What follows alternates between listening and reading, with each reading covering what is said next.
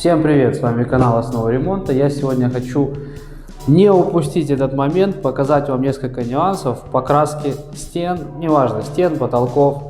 Соседи нам немножко сегодня мешают, шумят, но я думаю, меня слышно. И вот, начнем мы с самого интересного, это с покраски угла. Красить можно валиком вплотную, то есть до угла. Но тут есть один момент, смотрите, чтобы держак не выступал за шубку. Здесь металлическая часть, она может поцарапать стену. То есть изначально проверяем, если торчит, шубку сдвинули, красим. То есть можно вплотную, то есть до угла доходить с этой стороны и с этой стороны. Есть один маленький момент, то есть когда мы валиком таким образом красим, у нас получается, что валик задевает соседний угол и портит нашу краску. Чтобы убрать эти разводы, мы просто-напросто не доводим валиком, буквально там 5 мм, сантиметр до угла. И убираем, то есть эти писяги, и не цепляем, стараемся не цеплять соседний угол. Угол сам не прокрашен.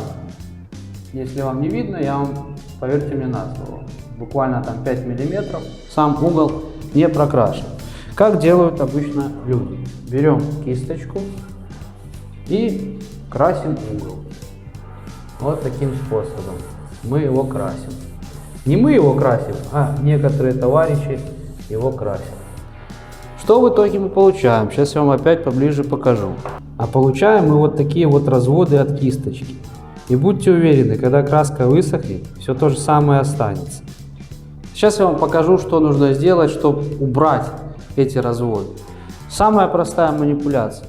Та же самая кисточка, только теперь мы затыкиваем, скажем так, придаем структуру, схожую со структурой валика.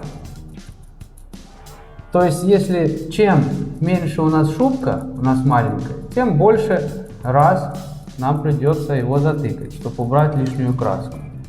Чем больше шубка, тем меньше, естественно, придется. Вот таким способом мы затыкиваем. Я думаю, вы понимаете, о чем я говорю, хоть издалека на камеру может не видно, я вам сейчас поближе покажу, что получается. То есть смотрите, у нас уже никаких разводов от кисточки не остается. У нас структура такая же, как и от валика получается. Это касается не только внутреннего угла. У вас много всяких элементов в квартире, где валик не подлазит. И нам все равно приходится где-то кисточкой подкрашивать. И вот любое вот это место, где вы подкрасили кисточкой, у вас будут вот эти писяги. Их убираем точно таким же способом. Просто затыкиваем аккуратно кисточкой. Естественно, кисточка должна быть с нормальным ворсом, с натуральным. Придали структуру, фактуру. Когда это все высохнет, это вообще отличаться не будет. Но если же мы покрасим вот так, просто кисточкой и не затыкаем, оно будет все видно, я вам даю гарантию. Если вы красите коровник, так пойдет. Там можно вообще все кисточкой покрасить. Следующий момент у нас идет соединение краски. Есть некоторые нюансы, допустим, вот в данной квартире, в данном объекте мне нужно открасить сначала вверх, низ, а потом я крашу уже всю плоскость. Есть тоже ошибка, которую допускают многие люди, когда мы красим, начинают красить какую-то часть, отрезок стены, неважно. Вот, он закрасил, допустим, это вверх, и пошел дальше. Пошел дальше красить, потом он возвращается и снизу уже начинает все закрашивать. Так вот так оставлять краску нельзя. Потому что здесь получается толстый слой. Он такой же, как и здесь. То есть у нас слой, допустим, условно говоря, давайте не будем говорить микронами, я буду просто говорить миллиметр. Условно говоря, здесь миллиметр. Когда мы начнем красить снизу, подкрашивать, докрашивать, то есть много моментов таких, где мы не можем, допустим, покрасить сразу всю плоскость. Нам нужно где-то сначала отвестись, а потом уже всю плоскость. И потом начинают докрашивать точно так же. Вот он начинает докрашивать. Что у нас происходит в этом месте? У нас здесь миллиметр, а здесь уже у нас получается 2 миллиметра слой. Это в будущем, скорее всего, будет отбивать полосой. Чтобы этого не происходило, нужно сделать ту же самую простую вещь. Нам нужно материал в этом месте, вот где мы хотим закончить, остановиться, мы должны его просто растянуть, раскатать. В этом месте мы должны его просто раскатать, сделать тонким. Вот сейчас я вам здесь покажу. То есть здесь у нас толстый слой лежит, а здесь мы валиком полусухим уже раскатываем эту краску.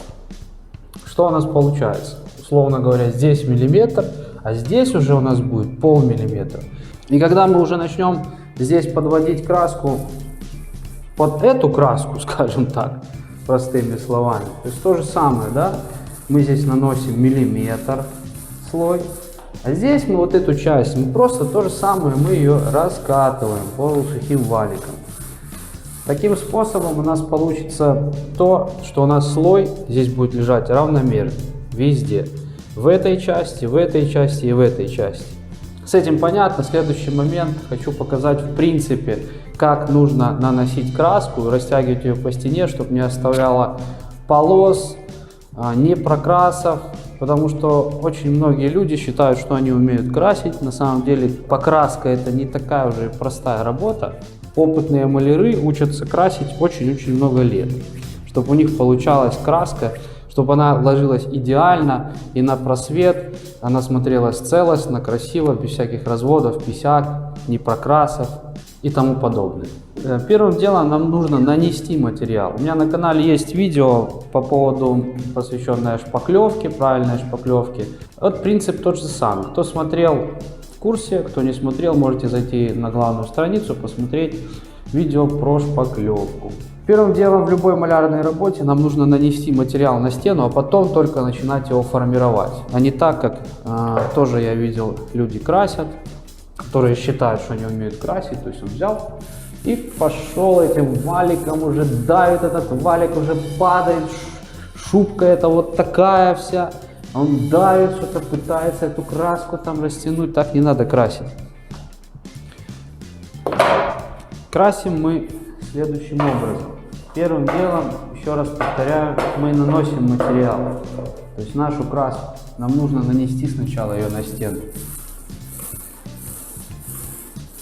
Время корректировки позволяет. Для того, чтобы краска не пересыхала, нам нужно что сделать? Правильно, нам нужно хорошо загрунтовать стену, качественно загрунтовать ее. Сначала обеспылить, а потом загрунтовать хорошим грунтом и хорошо прогрунтовать. И тогда краска у вас пересыхать на стене не будет. И не будет пятнить, кстати. Это тоже очень важный момент. Пятнит краска очень часто потому, что у вас неравномерно загрунтована поверхность. Где-то грунта много, где-то мало, где-то краска сильно впитывается в стену, где-то нет, и начинает потом вся стена пятнить. Поэтому подготовка тоже важный момент. По поводу краски, дальше смотрим.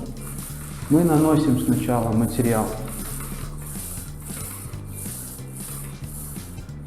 Только когда мы нанесли какое-то количество краски, мы потом только начинаем ее формировать. Нам нужно, самая главная задача маляра и вообще в покраске, нам нужно краску растянуть максимально равномерным слоем по стене, чтобы не было она в одном месте миллиметр, здесь полмиллиметра.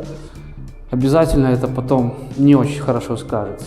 Поэтому, чтобы растянуть краску, нам нужно максимально много раз ее раскатать валиком. То есть мы берем и раскатываем ее по всей поверхности. Можно движениями влево, вправо, то есть все. Мы ее раскатали. Она теперь лежит максимально ровным слоем на стене. Здесь вот я про этот момент вам говорил. Здесь уже мы вот таким образом ее раскатали, чтобы быть полностью уверенным, что краска легла одним слоем.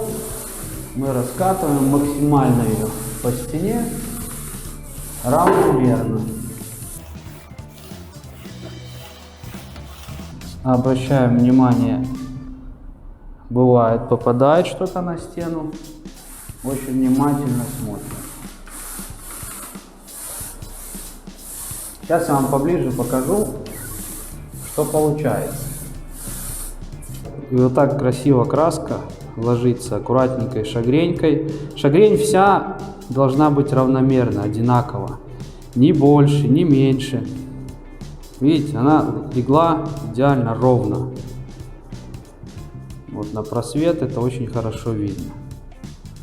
Я сегодня показал минимально только 3 нюанса, которые нужно знать в покраске. На самом деле их гораздо больше. Будет у меня еще покраска, будет у меня побольше свободного времени. Я постараюсь показать намного больше всяких моментов и нюансов. А на сегодня все. Кому видео было полезным, ставим лайк. Всем пока, скоро увидимся.